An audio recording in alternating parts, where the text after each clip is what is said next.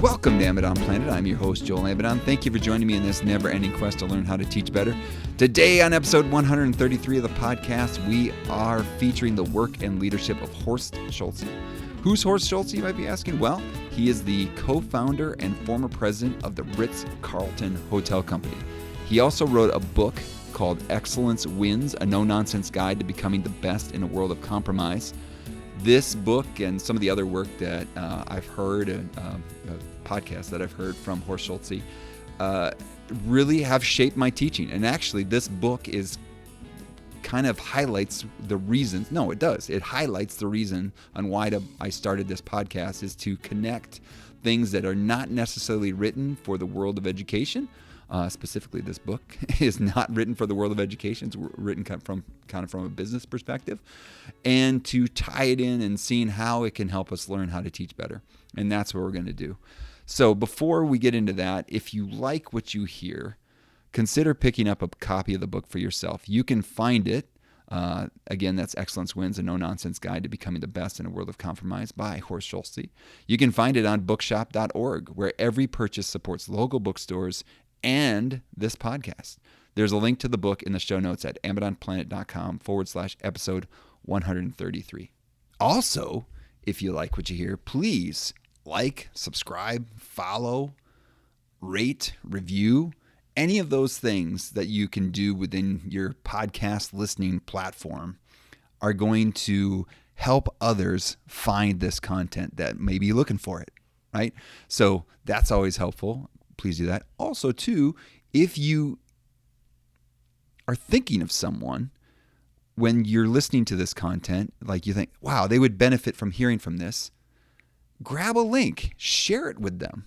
One, it could be that little thinking of you card, that you, maybe there's someone that you need to interact with that you haven't thought about for a while, and this content brings it up. Man, share with them. That's one thing we'll talk about in this episode, is about building relationships. And that could be a way to build either a professional relationship, or maybe it's, a loved one, whatever. Could be a nice gesture. Finally, if you have a question, comment, suggestion about this content or any of the content we put out on Amidon Planet, please feel free to send an email to joel@amidonplanet.com. We'd love to respond to those things, but also, too, if you send a mailing address as well, we can send you some stuff in the mail, some little thank you gifts. All right, on to the show. First question, why this book? I heard Horst Shulze on the Andy Stanley Leadership Podcast. He was on several times. And Andy Stanley, big pastor here in Atlanta, where I'm at right now, recording this episode, he talked about, hearing about Horst Shulze and the Ritz-Carlton in the 7 Habits of Highly Effective People by Stephen Covey, who talked about Bellman having mission statements and living it out, and actions that went along with their mission statement. And it was fascinating for Andy Stanley, who's a student of leadership. And so then Andy Stanley went and watched some of Horst Shulze doing orientations for the Ritz-Carlton and some of the new people that we were coming to work, and just was fascinated. And those episodes are great. And I'll put links to every one of them that I can find in the show notes. Go and listen to them, because you get to hear how he did things. Not only the words, and his story is kind of fascinating, how he's German, and he also has a great accent. He has a German accent. About going into hotels and learning the trade, and then coming to America and being able to, again, eventually found the Ritz-Carlton. Just all the stories of his journey is interesting enough, but then also to the things that he did, and then also Andy Stanley witnessed in doing the things that he does. And then the book basically documents all those things. So I'm going to put a link to the book, going to put a link to those podcasts. But that's how I got to it. And just the fact that one of the great books of leadership, the Stephen Covey's 7 Habits of Highly Effective People, and they talk about basically the things that Horst Shulze put into play within that book. Hey, there's a good, reference point. Second question, what are some key takeaways from the book that apply to teaching?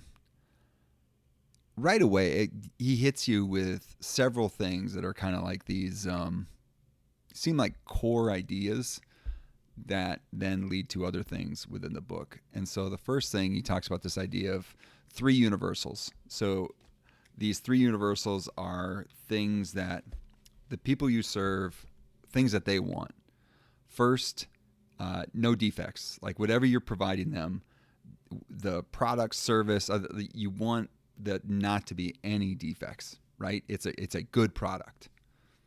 And then I'll just go through all of them. Second is they want it in a timely fashion. And third, they want whoever is providing those things, that service, product, output, whatever, to be nice to them. Okay? And you think about it, like when you think about, I think about going to Chick-fil-A, where, if I want a great chicken sandwich, I want it quick. And when they say my pleasure, I mean, it's like fully satisfied, right? That's what we want when we go to a Chick-fil-A. Or, you think about whatever, a restaurant or whatever. I think of a restaurant in my hometown that we love going to. And just, I think about the people smiling at me, like, because we're regulars, that, the thing that's provided me is awesome. We get it quickly, and, it quick enough, at least for a restaurant. And then that they're kind. And that's what you want. And so what does that look like from a teaching perspective, right? And so no defects. I think about a lot of times with the platforms that we're using or the lessons that we're doing, like, are they smooth? They look like they've been practiced?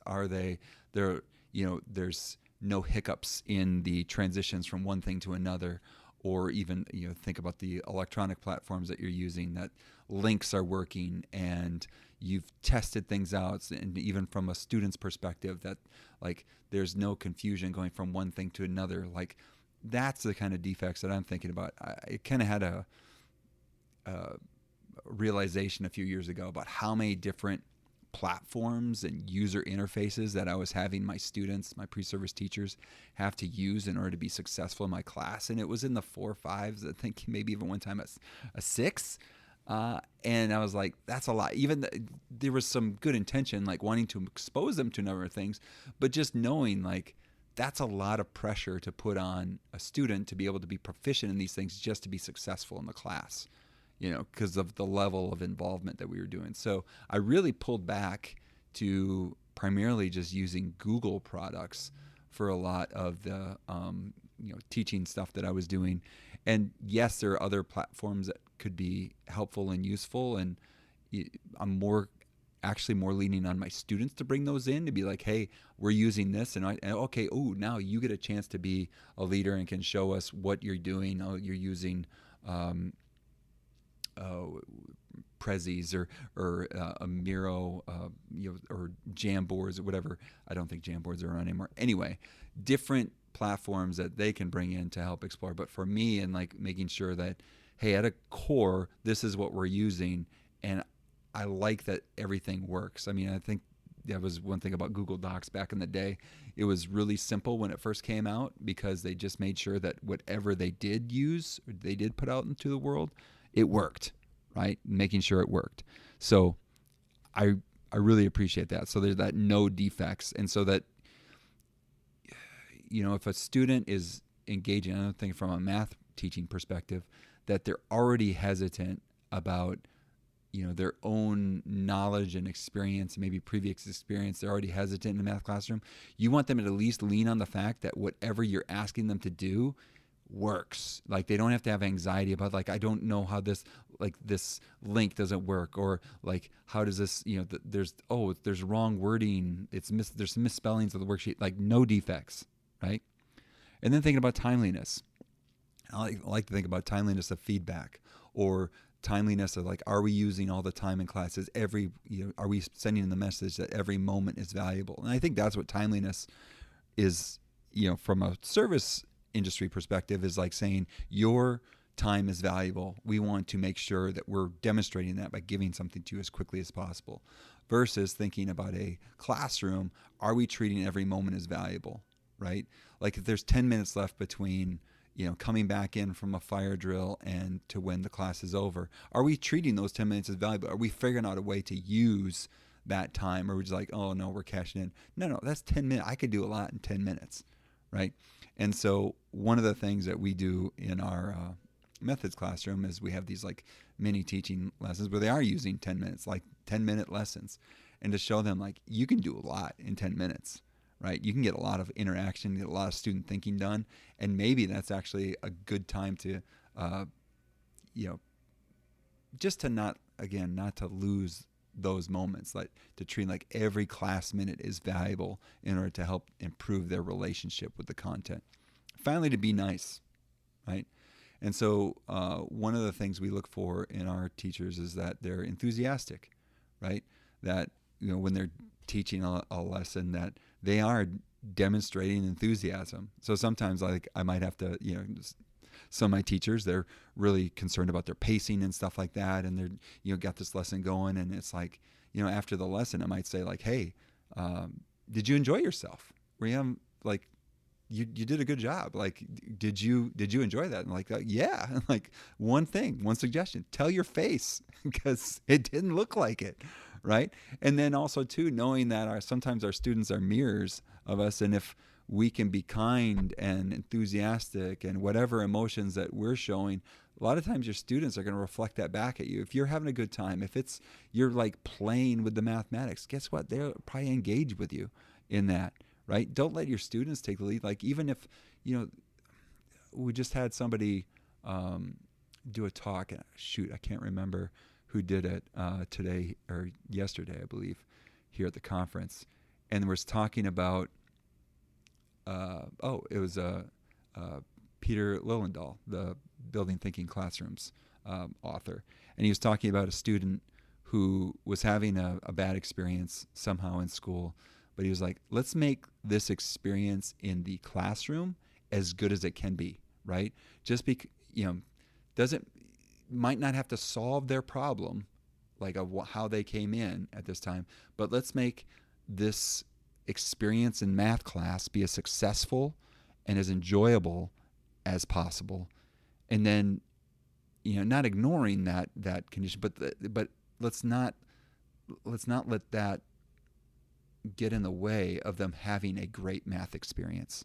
And so I think that being nice kind of is the lead in to having those sorts of experiences.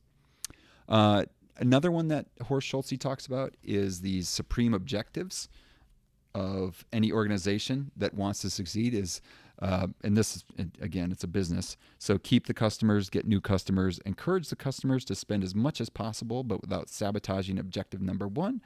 And in all the above, keep working toward more and more efficiency. One, I like the more and more efficiency thing because I think the more that you're doing that, the more time you have for building, expanding, learning, creating new opportunities to connect.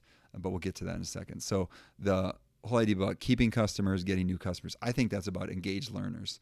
So keep your engaged learners, get new engaged learners, encourage folks to learn as much as possible, and then be more efficient at all that. So one, it's sustainable, right? Two, that you have the opportunity to keep learning and growing, right? And to add more into that second one of getting more engaged learners.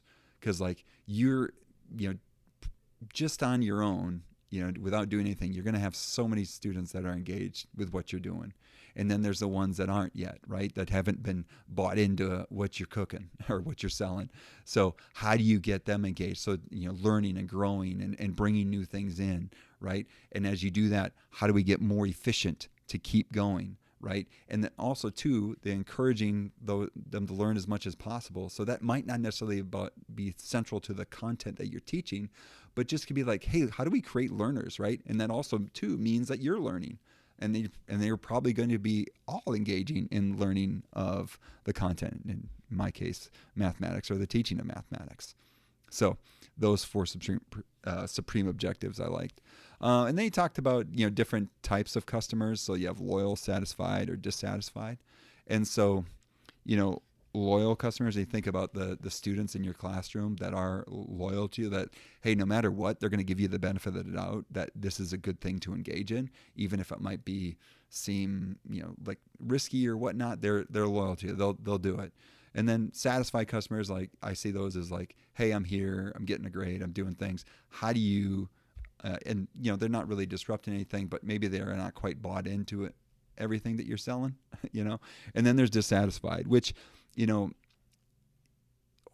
what's different about a business and a classroom is that, Horst Shulze will talk about the dissatisfied customers as like being disruptive and just, to your business. It might even give you that 1-star review somewhere, and like they're actively working against you, right? But then again, they're probably not coming back, right? They're not going to come back to your establishment if they give you a 1-star review. It's not like I'm going to keep coming back, so I, keep having the same food that I got a 1-star review, or a hotel that got 1-star review. I'm not going to keep coming back.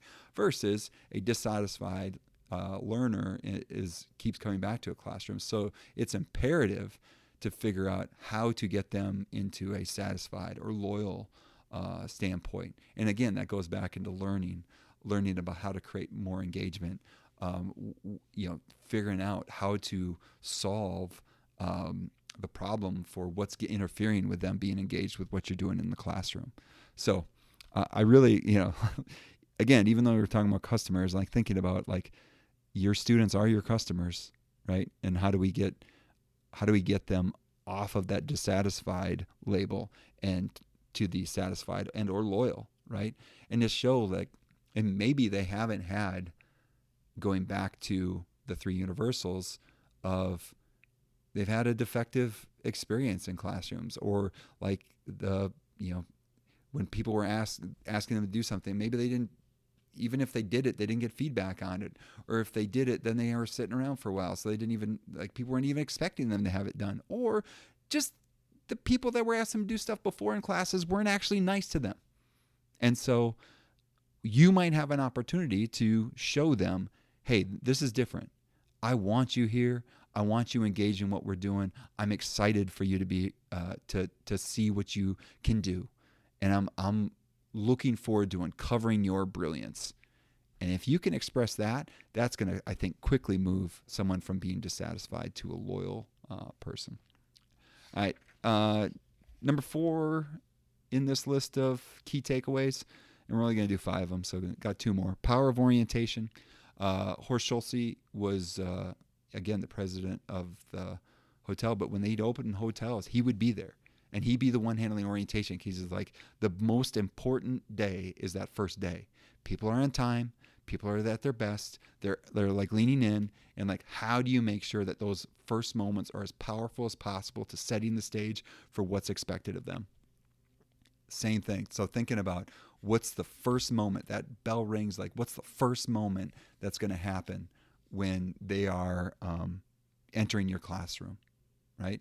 Or entering into that environment. I think about that, like how are you treating those as important, because that's, again, going to set the stage of what is going to be going forward. And so, you talk about, setting the vision from the first day about what they wanted to be. And, you talk to people that wash dishes and, change the linens, and, that were the housekeepers, were the janitors, the bellmen. Like, he would orient all of them. And he said, what do you want to be? We want to be the best.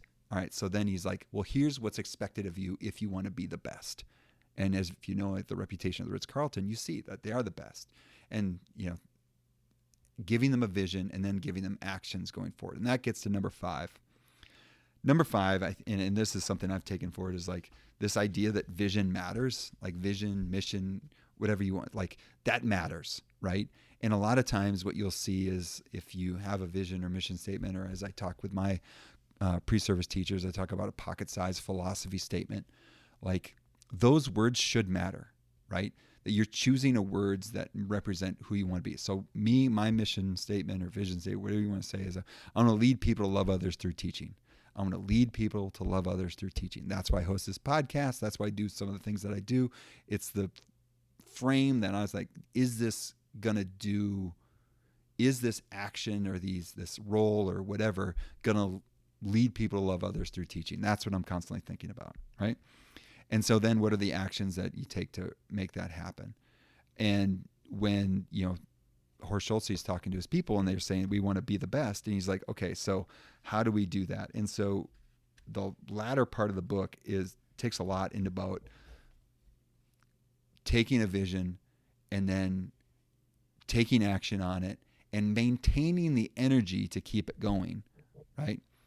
And so if you have a powerful orientation, all right, you've launched it. Now how do you keep going with the intentions behind what you're orienting them to? So first, understanding the vision. You talk about commit to it and communicate it. Get started doing it. Maintaining focus. And we'll talk about what that looks like in a second. And keep energizing them daily towards it. So, some of the cool things that the Ritz-Carlton did, or I probably still does, like he would empower folks to solve problems and give, like, you have $2,000. If you need $2,000 to solve a problem, you can get it solved. So for example, if someone's TV's broke, you need to go buy a TV, you can buy a TV. Someone's, celebrating a birthday and maybe, something fell through, you can buy them a bouquet of flowers, right? He would empower people to solve problems, because in order to be the best, they wanted to, make people's experience as good as possible and do all the other things of keeping customers, keeping them loyal, all that sort of stuff. And it was really amazing, like the things that, a lot of the stories that he would tell. So I'm going to let him tell those stories, and I'll link to all the podcasts from the Andy Stanley Leadership Podcast. But one thing, the kind of the maintaining focus portion of the vision, maintaining focus on the vision, that I really liked is every day before people started the shift, they would have these kind of, focus sessions, or huddles basically, and where they would establish these, 20, I think there's 24 of them, these 24, priorities, select service standards. There you go. Yeah, he calls them service standards. And they would go over one a day. And so for 24 days, they would have one new one that they would review, and then they would go back and keep doing them over and over again. And I really like this. And so, for example, I'm going to read one of them. I already said this. You're responsible for identifying and immediately correcting defects before they affect a guest. Defect prevention is key to service excellence. So if you notice something in the hotel, you own it, take care of it, get it done. One thing, always recognize guests, interrupt whatever activity you're doing when a guest is within 3 meters, greet them with a smile and offer assistance, right?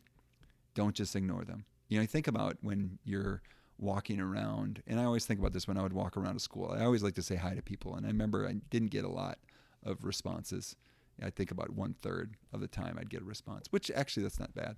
But, acknowledging people as they walk by you, like at least to look at them and smile, look at them in the eye and smile, right?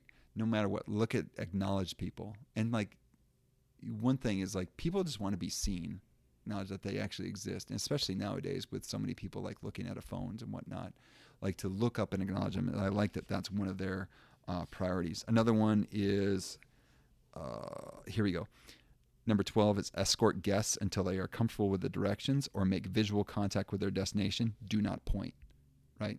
And I think that's like was a Disney thing too as well. I think Disney adopted that as well, that they wouldn't, just say, oh, it's down there, right? You'll find it. And I remember like just today or yesterday, I could not find a room that I was trying to go to a session. And the room I was not familiar with, and it had a 3 in it. It wasn't on the 3rd floor because the rooms, like we were only on 1 floor. So I'm like, okay, I have no idea where this room number is. And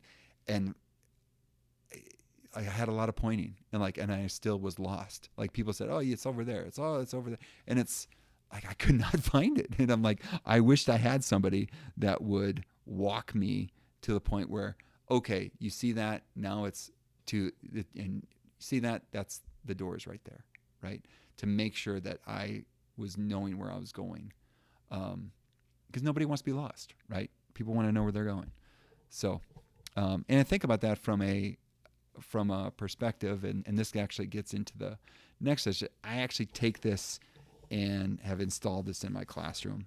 Not these specific things, because I'm not escorting guests around and whatnot, but thinking about what are the priorities or some things that I want to review over and over again within my classroom. But I think it's kind of setting up what makes us different than others.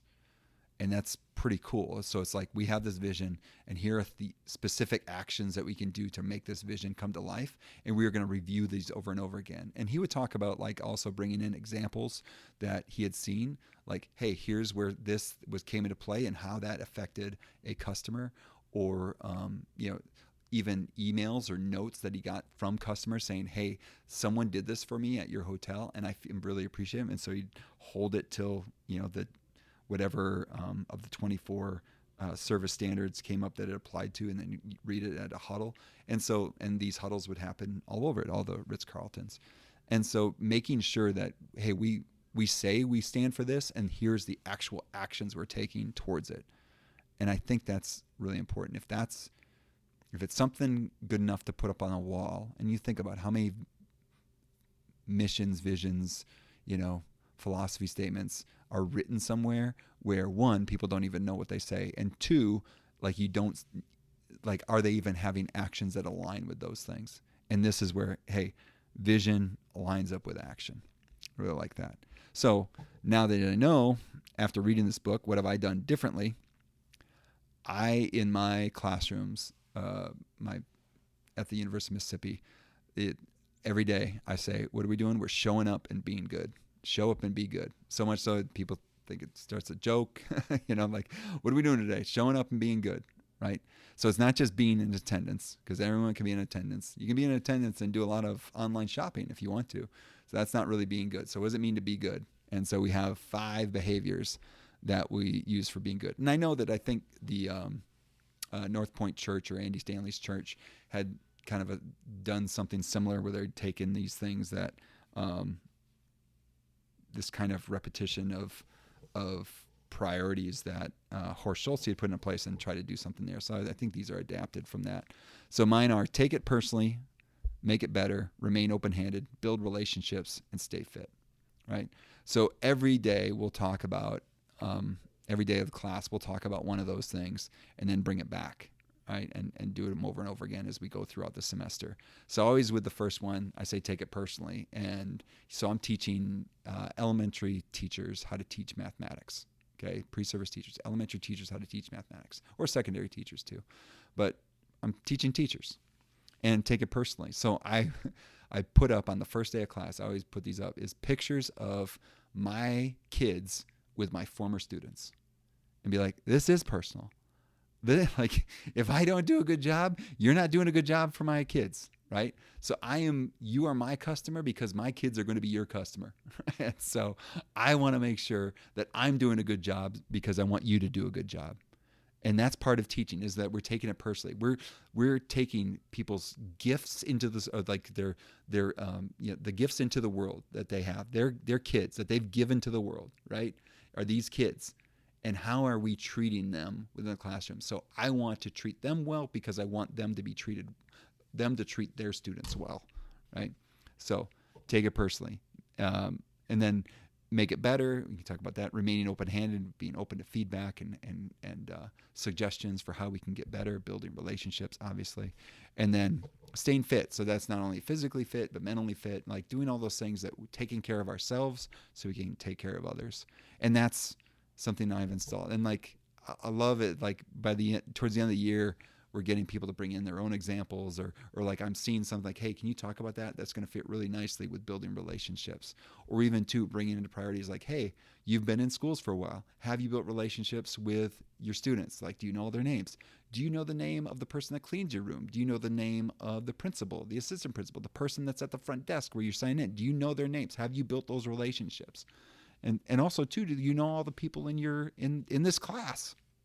And so making sure that we're doing that as well. And so just those little things, like how are we taking action so we know what it means to not only show up, but also to be good, right? And then that goes in also the importance of orienting students to what we do or what we will do. I think I could be better. Sometimes maybe you can tell by this podcast, I could be a little scatterbrained sometimes. And I think I could be a little bit more organized. I think we're doing a pretty good job, especially like the things that are important. Like, for example, we do these collab teaching rounds, something I'm presenting on here in Atlanta a lot. And we do a pretty good job of orienting people to that. It's the core activity that we do within our class where these pre-service teachers are getting a chance to practice good math teaching with good materials and good strategies, and getting a chance to try things out, fall on their face a little bit, make some mistakes so that they're doing it with their peers. They're getting feedback on that so they can then do it better when they're out with the other students. I think we do a pretty good job of that. I think we could do better about orienting. So I'm glad this book is kind of refreshing me and thinking about how we can do better about orienting folks towards. I mean, we'd probably do a pretty good job, but I know it could still get better.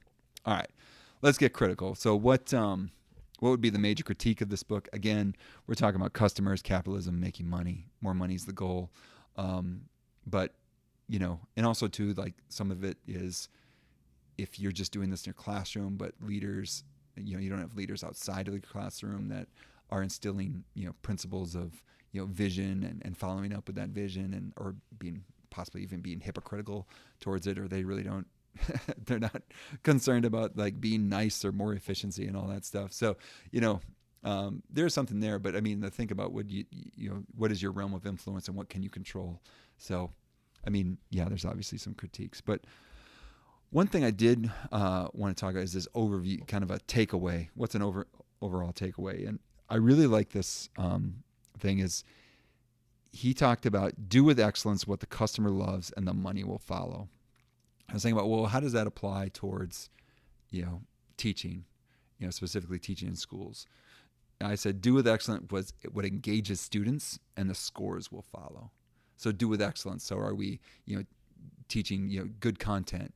Are we providing, quality chances for them to not only see themselves in the curriculum, but then also maybe explore their community with the curriculum, right? And like to look outwards.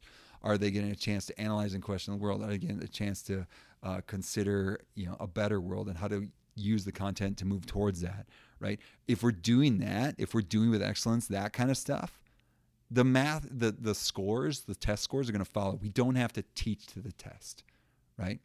We just have to use that stuff within good, engaging, actually doing math, and those scores will follow, right? So it's a good book. You should pick it up. Again, there'll be a link in the show notes to not only the podcast from Horst Shulze and Andy Stanley, but also link to Excellence Wins, a no-nonsense guide to becoming the best in a world of compromise. Really good book, good illustrations in it too as well, and just some good stories. I like it. So now getting to the mailbag. We got some feedback from David in Mississippi that the episodes are too long at times. Hey, that's I'm working on tightening it up a little bit. So thanks, David, for that. Thankful for some face-to-face interactions today and feedback from folks in Atlanta. So both Jen and Lisa received some Amazon Planet stickers for just making those connections. Appreciate that. Also, Dave in Michigan sent a nice note with some suggested listening that I'm thankful for and will listen to as I'm walking back and forth from my hotel to the NCTM annual conference. One suggestion for Dave, who is also the host of the Teaching Like Ted Lasso podcast, is check out Timothy D. Kenold's book, Joy, Growing Strong Throughout Your Season of Life as a Teacher and Leader. Dr. Kenold is I hope I'm saying that right, is a former president of NCSM Leadership and Math Education, and his book was given to all attendees to the conference here in Atlanta. So, and from the description on the back of the book, it says, using the metaphor of seasons, Dr. Kenold crafts a framework, a joy journey by which readers can consciously work toward long-term sustainable joy, build resilience, gratitude, and creativity along the way. I'm looking forward to digesting that book, but I think Dave might get a kick out of it as well. So, Finally, going to the album of the episode and film of the episode. Yeah, I'm changing it. Album of the episode or film. I'm changing it to basically physical media of the episode. There's, again, the intent of this, I think, is making connections and thinking about teaching, too, at the same time as some of this physical media. But I think there's something about the intentionality of physical media. And I'm really, I don't know, I have a analog planner. I like my albums. I like now Blu-ray movies, because there's a commitment when you put on an album. Like, I'm going to listen to this whole side of this album. I'm going to watch this movie because I put it in the player. That is not quite there when we're just clicking and flicking, right? So, like that. So for the album of the episode, I am going to do an album, is Guns N' Roses' Appetite for Destruction, which I wonder if Horst Shulze likes GNR. I do. And I remember when I was a kid, and I think my brother came home with the tape and he played it, and I saw the cover with the skulls, and then you hear Welcome to the Jungle kick in the first track, and you're like, this is scary. I do. I remember being scared of it. And then I play it, and I played it the other day. I was packing to come to Atlanta, and it's just gets you going, like you're in the jungle, baby, just the energy. And I think about what music does to it. And I think back in the day, maybe this used to scare me a little bit, but now when I hear this, I get energized, I get excited. Yeah, there's some language, maybe there's some problematic aspects to the album, but when Sweet Child of Mine comes on, Paradise City, Welcome to the Jungle, I just get energized for whatever I'm doing. So if it's cleaning the house, packing, even maybe just like, hey, I'm dragging in a day, like what that music can do for me. And thinking about the power of music in our day-to-day lives on providing a soundtrack for our lives. And so I really just made me think about that when I was listening to Welcome to the Jungle while trying to figure out if I had enough socks for this week. That wraps up this visit to Amidon Planet. Show notes are available at amidonplanet.com/episode 133. If you'd like to support the podcast, you can subscribe, rate, review, follow, share this episode to help others find this content. You can also subscribe to the email list to receive the Amidon Planet Dispatch for teaching resources and updates from Amidon Planet. Want to engage further? Submit a question, comment, or suggestion in the mailbag by sending an email to joel@amidonplanet.com. Lastly, I'm always looking to collaborate with those leading others to love through teaching. If you have an event or opportunity, email me at joel@amidonplanet.com or visit amidonplanet.com/about to fill out the request a call form. Thank you for spending time on Amidon Planet. Thanks to Horst Shulze for putting this work out into the world and for inspiring others to seek out excellence. Thanks to Matt Mifflin for the music in this episode. Finally, thank you to all of you out there learning to teach better and be the good in the world by investing in the lives of others. This world is a better place because you have decided to use the gifts you have been given to serve others. Thank you for all that you do. Peace.